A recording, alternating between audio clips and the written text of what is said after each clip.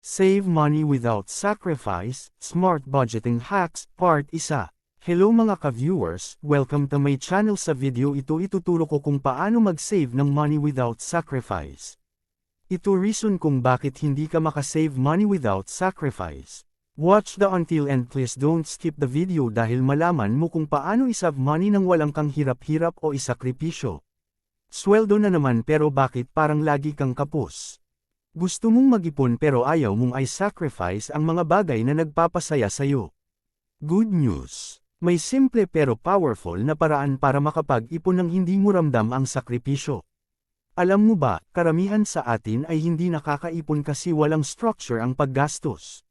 Kung ano lang maisip bilhin, go agad, kaya sa huli, wala nang natitira, pero kung meron kang malinaw na sistema, hindi lang lalaki ang savings mo, may allowance ka pa rin para sa mga wants mo, at ang kagandahan nito, hindi ka magiging deprived.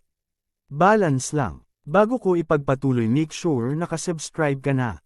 Kung wala pa like, share, subscribe at hint mo muna rin bell icon for more tips, dahil ibabahagi ko ang unang sikreto na ginagamit ng maraming tao para makaipon ng hindi mahirap sundin.